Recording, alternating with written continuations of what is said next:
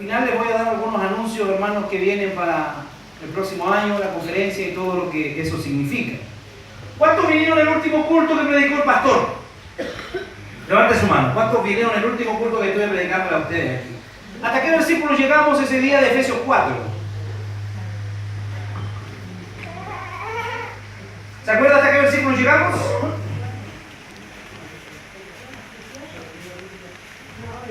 ¿A dónde llegamos?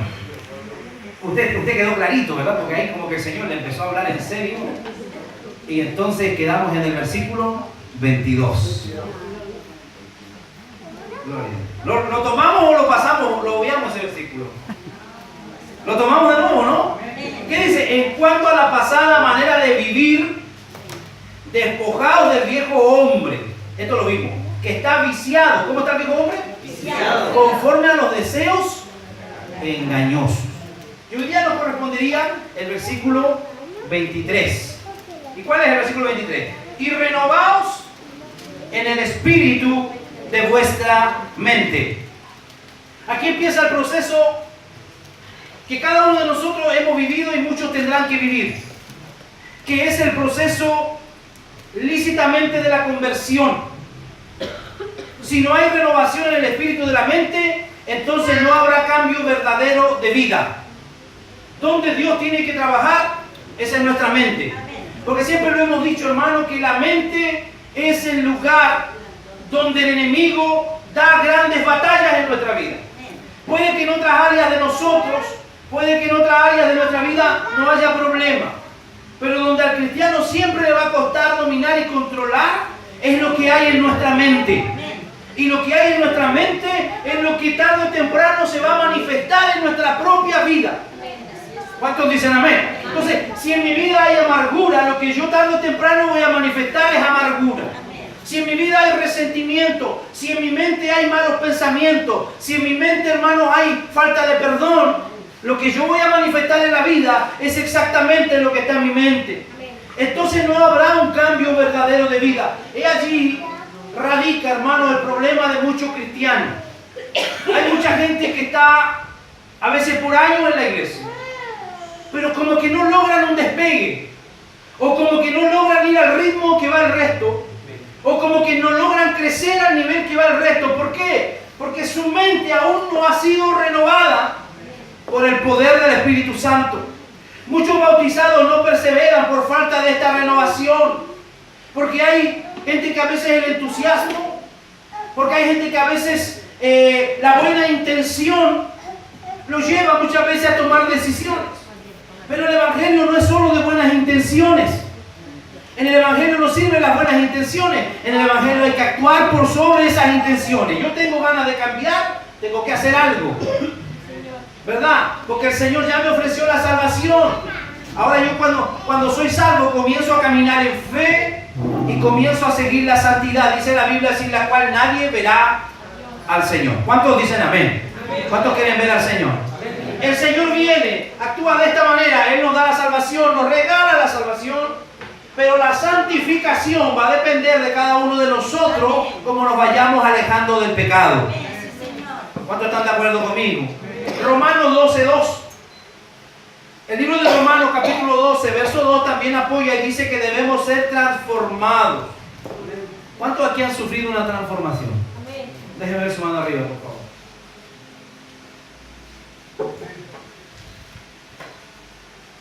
Dice, no os conforméis. ¿Será que habrá alguien que está conforme? ¿Alguno está conforme a este siglo? Levante la mano el que está conforme.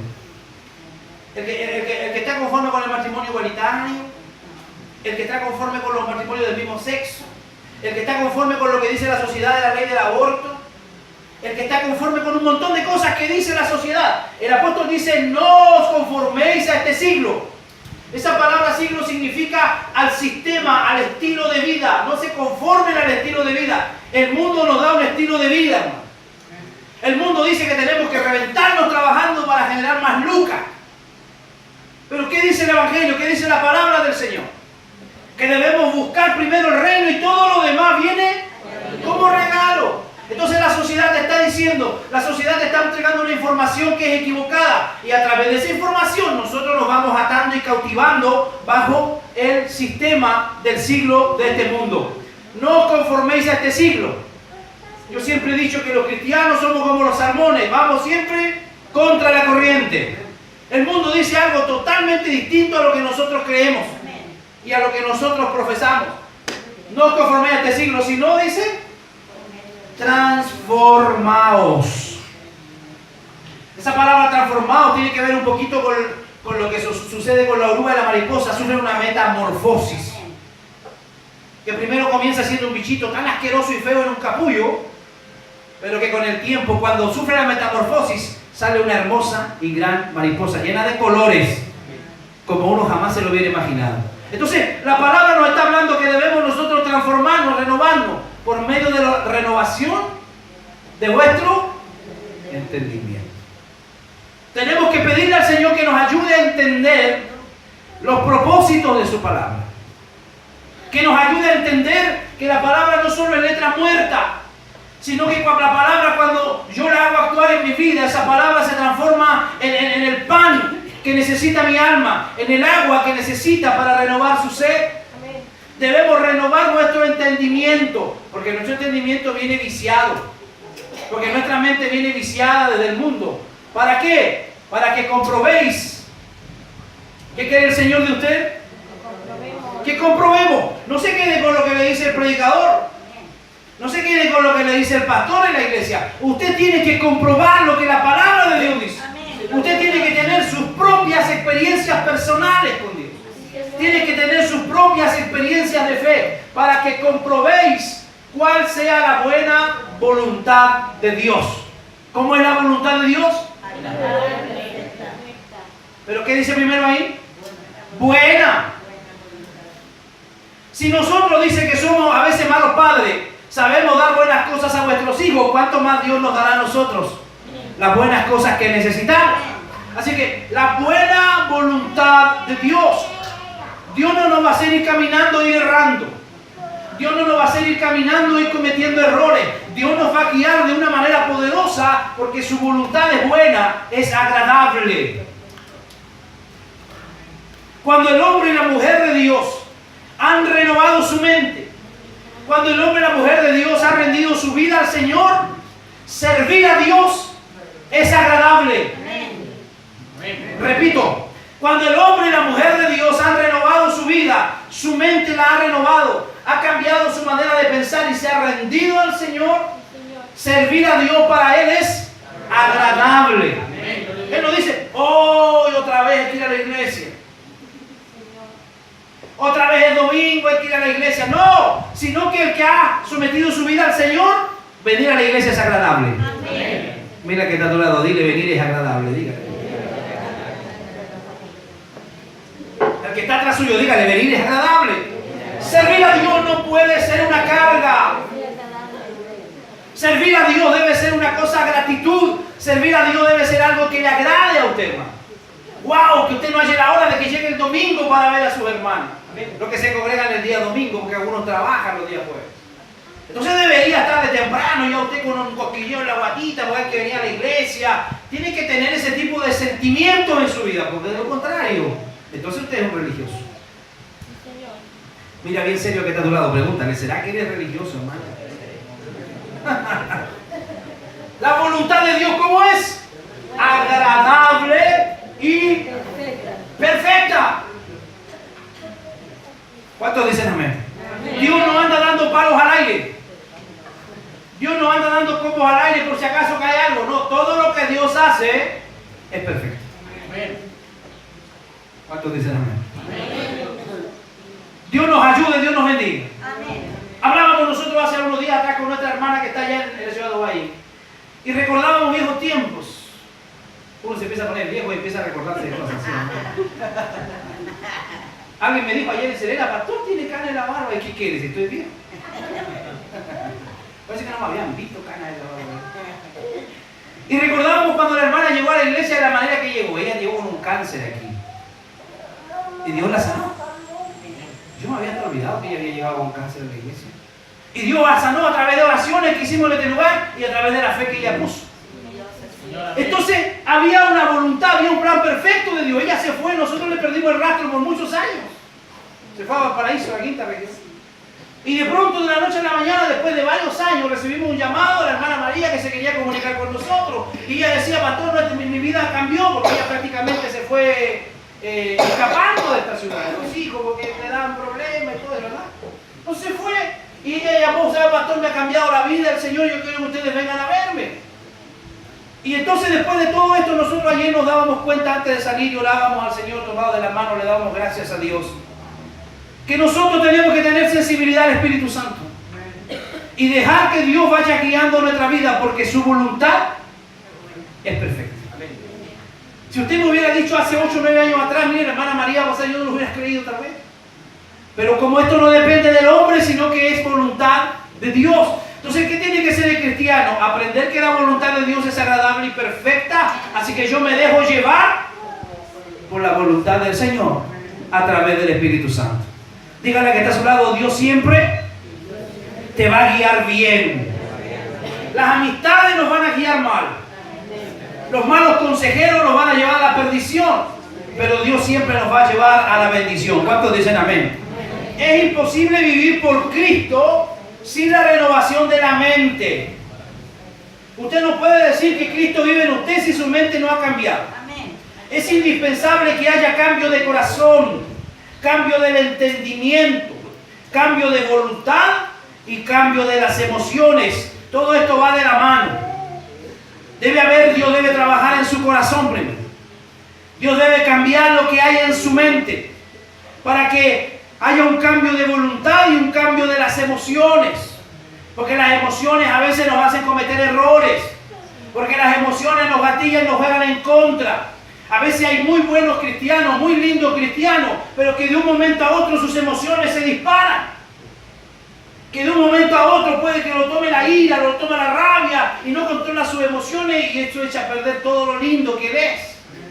Por eso la Biblia dice que una mosca en el frasco del perfumista echa a perder todo el perfume. Usted puede aparecer y usted puede ser una linda persona, pero hay solo un detalle. Y ese detalle echa a perder todo lo lindo que usted tiene. ¿Qué tenemos que hacer? Evitar que esa mosca entre al frasco del maravilloso perfume. ¿Cuántos dicen amén? Amén. Debe haber cambio en la voluntad y cambio en las emociones. La conversión es una regeneración. ¿Qué es lo que es la conversión? Una regeneración. O sea, hay algo poderoso en nuestra vida que sufre una transformación.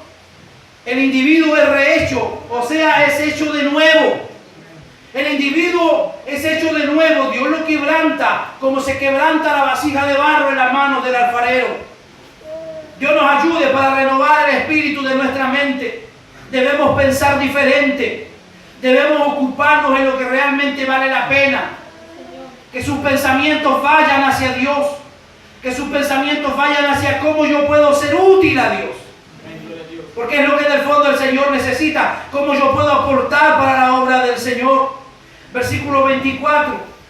Y vestidos de nuevo hombre.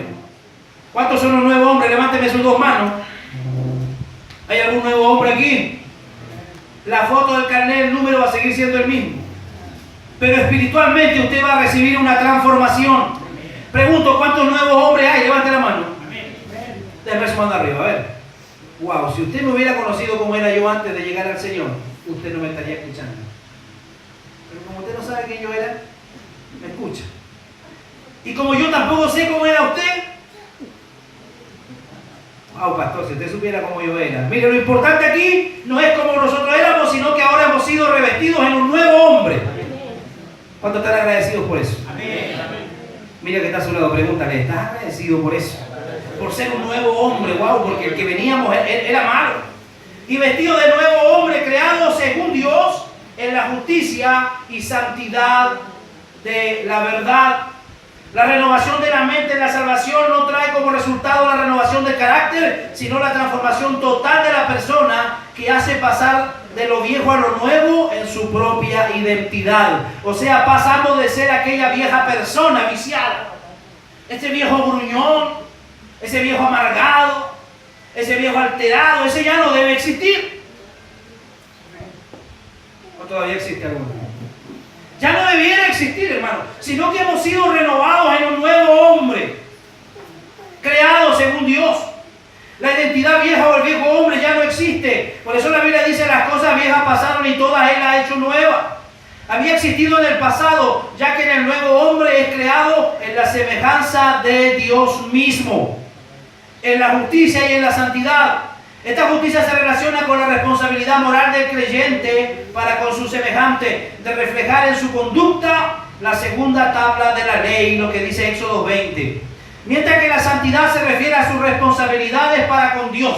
Cuando alguien ha sido renovado y cambiado, la gente se va a dar cuenta, porque su actitud hacia la sociedad va a ser diferente, su actitud hacia sus amigos, su manera de hablar va a ser diferente, su manera de tratar a su familia, a sus hijos, a su esposa va a ser diferente. ¿Cuántos dicen amén a eso? ¿Cuántos lo están experimentando en su vida eso? Antes de que conozcamos al Señor, ¿cuál era nuestro trato hacia nuestra familia? Malo, malísimo, ¿verdad? El hombre caminando adelante y como media cuadra más charla la señora con los niños. Verdaderos talibanes. Pero cuando el Señor viene e interviene en nuestra vida, ¿cuál es nuestra forma de caminar ahora por la calle? De la mano por la señora, ¿verdad? Y los niños a su lado. Esa debe ser la manera de caminar del buen cristiano. Porque de lo contrario, no se ha producido un cambio. La justicia y la santidad de la verdad se va a reflejar en nuestro trato hacia los demás. Pero la santidad se va a reflejar hacia nuestra conducta con Dios. La santidad es algo que no lo mide el ser humano. Yo no le puedo decir a usted: oye, hermano, usted sí que ha avanzado en la santidad, ¿no? Porque yo no lo conozco. ¿Sí o no? O usted no me puede decir: pastor, usted es tremendo en la santidad, porque usted no me conoce. Pero el que no conoce a nosotros es Dios. ¿Y quién evalúa cómo va la santidad? Es Dios. Y como todavía le falta, entonces el Señor le habla los martes, le habla los jueves y le habla los domingos. ¿Cuántos dicen amén? El nuevo hombre creado según Dios es creado. El mismo Pablo es un buen ejemplo de esto. Pablo oyó el Evangelio, se arrepintió y se bautizó para lavar sus pecados. Él relata su conversión de una manera poderosa. Si alguno dice está en Cristo, nueva criatura es. Las cosas viejas pasaron y todas son hechas nuevas. Gálatas 3:27 nos dice cómo estar revestidos. Vamos a ver Gálatas 3:27, por favor.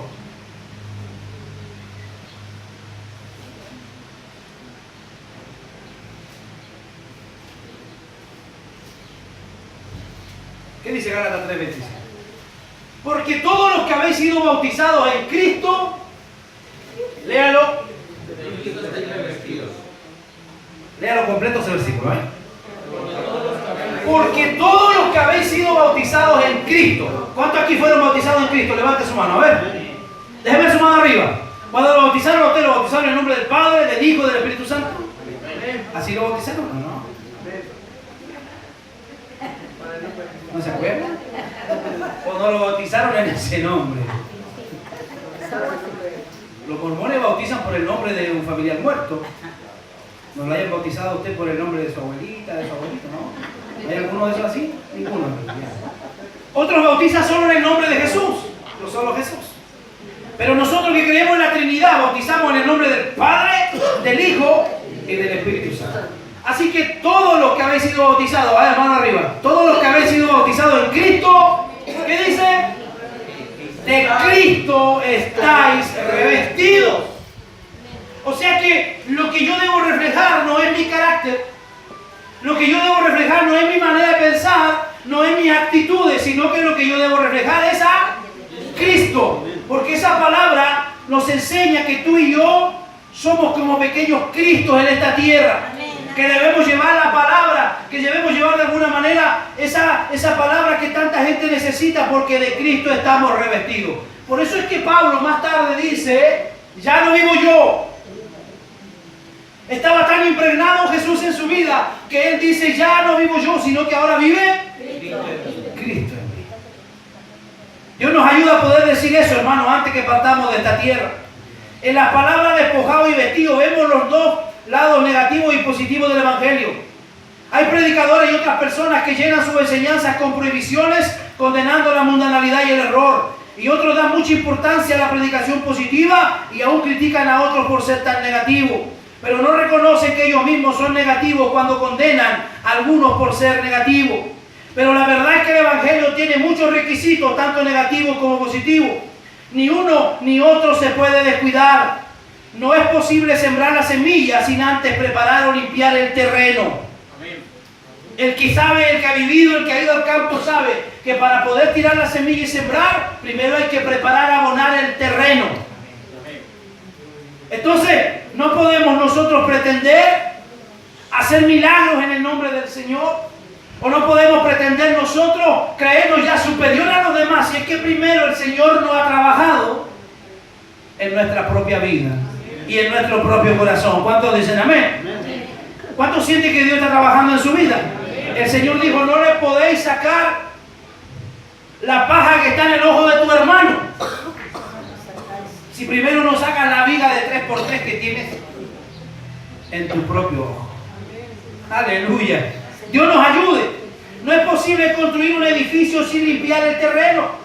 Y esto a veces quiere trabajo difícil y complicado. Dios le dijo a Jeremías 1:10. Vamos a ver Jeremías 1:10.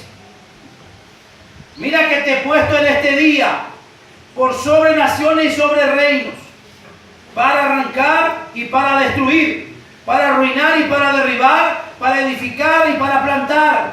Así es nuestro trabajo en el Evangelio. No se puede dar una respuesta afirmativa a Cristo sin dar una respuesta negativa primero a Satanás, el diablo. Yo no le puedo decir sí a Cristo y sí al diablo. No puedo permitir que lo negativo y lo malo del diablo esté en mí y pretender que el Espíritu Santo también esté en mí. Porque la Biblia es clara y dice que no pueden cohabitar la luz con las tinieblas. ¿Me está entendiendo, verdad? Dígale que está a su lado, que están hablando. No puede habitar la luz con las tinieblas. Cuando llega la luz, las tinieblas desaparecen. Y cuando la luz se apaga, ¿quién aparece? Las tinieblas.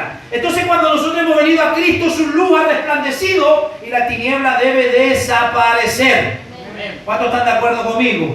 ¿Cuántos sienten que cada vez son menos tinieblas que van quedando en su vida? A ver, algunos veces se llegan a sorprender cómo han cambiado, cómo van tomando decisiones de manera diferente. Vamos al verso 25, a ver si alcanzamos. Por lo cual, desechando la mentira. Eso no hay aquí, ¿verdad? Pastor, una mentirita piadosa. Otro dice, una mentirita blanca. La verdad que la mentira no es ni piadosa, no es ni blanca, ni rosada. La mentira es mentira. Y dice la Biblia que los mentirosos, ¿qué dice? No heredarán el reino. O sea que mentir no es tan simple. Hay gente que se acostumbra a practicar la mentira, que ellos mismos creen sus propias mentiras. Hay gente que se inventa una mentira y para poder apoyar esa mentira y no ser descubierto tiene que inventar otra mentira. Y para después respaldar esas dos mentiras tiene que inventar una tercera. Al final arma una bolsa de gato y está enredado en su propia mentira. Y dice la Biblia que los mentirosos no heredarán el reino. Así que diga conmigo, fuera, fuera la mentira. La mentira. ¿A alguien le gusta mentir aquí? ¿A cuánto les cuesta mentir? ¿Le cuesta a usted? ¿Le cuesta mentir? Hay gente que no es buena para mentir, que le cuesta mentir, que su rostro lo delata. En mi caso, mi rostro delata cuando a veces uno quiere obviar o decir algo o guardar o callar algo. Por lo cual dice, desechando la mentira. ¿Qué hay que hacer con la mentira? Desecharla. Ni siquiera debería estar entre nosotros. Hablar verdad cada uno con su prójimo. ¿Qué tiene que hablar usted? Verdad. Porque somos miembros. ¿Cómo somos miembros? Los unos con los otros. Más que el simple hecho de decir falsedades directas, la mentira incluye cosas como la exageración. ¿Escuchó eso? La exageración. Te dirá, pastor, pero yo no estoy mintiendo, pero cuando está exagerando, también está mintiendo. Dios nos ayude para que no seamos exagerados. Diga conmigo, fuera. La exageración. Porque también es una mentira. Incluye cosas como la exageración, añadir a algo que es verdadero, añadirle. Esto le pasa mucho a los predicadores, a los evangelistas, que a veces caen en la mentira y la exageración. No, dice, se convirtieron 100.000 almas, y a veces no es así. La mayoría de los que estaban ahí ya eran cristianos. Se exagera. ¿Sí o no? Los pastores a veces cuando van a reuniones, asambleas, oiga, ¿y usted cuánta gente tiene? Siempre exageran.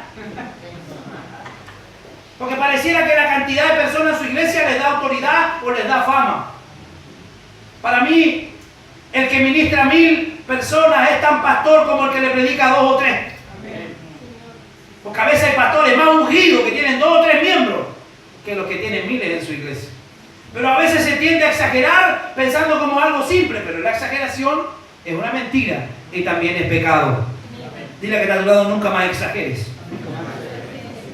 La exageración, añadir algo que es verdadero. Las trampas, las promesas falsas. La Biblia dice, mejor es que no prometas y no que prometas y no cumplas. Lo único valioso que tiene el ser humano no es su chequera, no es su auto 0 kilómetros. Lo único valioso que tiene el ser humano es su palabra. Y cuando la gente ya no le cree a su palabra, usted lo perdió todo. Por eso es que hoy día a usted le dicen, ya, pero vamos al notario. ¿Por qué? Porque nadie cree en la palabra de nadie. Tiene que haber un testigo, una autoridad que le ponga su timbre y su sello para que eso tenga valor. Hermano, la palabra de un cristiano debe ser una palabra seria. La Biblia dice que tu sí sea sí y que tu no sea no. Y Pablo le dice a la iglesia, a los varones, portaos varonilmente. Lo único valioso que usted tiene y se va a llevar hasta la tumba es su palabra. ¿Cuántos dicen amén? Así que cuando usted empeñe su palabra, cúmplala, hermano. La falsa compromiso, la traición de una confidencia. Cuando alguien le confidencia algo a usted, usted tiene que aprender a reservar eso que se le informa. Cuando le dicen, hermano, por favor, usted no le cuente a nadie, no le cuenta a nadie. Eso significa nadie. A veces hay cosas, hermano, que a mí la gente me confiesa o me pide oración. Y hay muchas cosas que a veces yo ni siquiera se las transmito a mi esposa. Y usted dirá, wow, pastor, ¿y por qué? ¿Por qué la gente pide confidencialidad? Necesitamos nosotros ser personas confiables. Cuando alguien se acerca a usted, usted tiene que ser alguien confiable. Prestar su hombro para que el hermano llore, la hermana llore, pero eso quedó allí y usted. Wow. Porque eso pasaba de alguna manera en las iglesias apostólicas al principio, hermano, que había mucha murmuración, muchas cosas, y eso trae división a la iglesia. Las promesas falsas, la traición de una confidencia y la presentación de excusas falsas son variaciones de la mentira que los cristianos deberían desechar por completo en su vida. Cuando Jesús empezó a llamar a la gente a que le siga, maestro, espérame que compré una yunta de bueyes y necesito ir a probarla. ¿Quién compra una yunta de bueyes sin haberla probado? Era una excusa, era una mentira. Maestro, espérame que voy a ir, déjame enterrar a mi padre primero. Era una excusa, no estaba dispuesto a servir al Señor. A veces las excusas también son mentiras. Cuidado con esa, es una práctica que muchas veces nosotros tenemos. Dios nos ayude, hermanos, a ser sabios y a ser fieles con el Señor, a ser honestos en toda área de nuestra vida. En toda área de nuestra vida, a no practicar la mentira que los cristianos deberían desechar por completo en su vida. Hablar verdad cada uno con su prójimo. La obra de Dios en el mundo se basa en la verdad y ni en la iglesia ni creyentes individuales pueden ser instrumentos adecuados para ser usados por el Señor si sus vidas no son verdaderas. Dios no se va a poder mover en su iglesia. Dios no se va a poder glorificar en su iglesia, no porque haya perdido poder Dios, sino que nuestras propias vidas a veces no son verdaderas, a veces hay doble vida, a veces hay apariencia. Yo les conversaba el otro día a mi esposa, le decía, hay algo fuerte que Dios me hace sentir en la iglesia, y es que hay mucha gente que es apariencia. Y está adorando a Dios por eso, para que eso sea una realidad que cambie. Y usted me dirá, pastor, ¿a qué se refiere? Que hay mucha gente que viene a la iglesia y que usted la ve y aparentemente son lindos, bonitos, pero que tienen una vida muy distinta allá afuera. Que se comportan de una manera muy diferente allá afuera. Que las conversaciones en su mesa, en su hogar, es muy diferente a lo que nosotros pensamos que es. Yo quiero decirle que cuando nuestra familia conversa en la casa, Dios está presente allí. Y Dios está revelando y Dios está manifestando. Que muchas veces hay gente que es apariencia solo en la iglesia. Tenemos que procurar ser verdaderos, hermano. Usted no se imagine nada más de mí, yo soy como lo que usted ve. Lo que usted ve aquí en la iglesia, eso soy yo. De pronto me molesto y se nota cuando me molesto. De pronto tengo algún tipo de actitudes que usted ya conoce. Y yo no soy más que eso. Usted no diga, oh, pastor, ¿cómo será? Yo soy tal como soy aquí en la iglesia con ustedes. Soy en mi casa, soy en el trabajo, soy en cualquier lugar. Porque debemos entender, hermano, que no podemos tener una doble vida o tener una doble forma de vivir, porque eso no está bien. Va a llegar el día en que alguien lo va a ver a usted haciendo algo distinto y ese día ese hermano se va a desilusionar. Una vez una hermana aquí me vio molesto. Llegó en mal momento y yo estaba molesto. ¡Wow! Como que el pastor se le cayó. Sí, el pastor es un ser humano. Es una persona como cada uno de ustedes, que hemos sido llamados por el Señor. Pero nuestra humanidad la estamos tratando de dominar todos los días. Decía un viejito, no se preocupe, pastor, decía que los primeros 50 años nomás son los más difíciles. Casi nada, toda la vida nos pasamos luchando para poder vivir lo que nosotros mismos predicamos. No hay alguien que diga, no, si esta persona ya está... No, hermanos.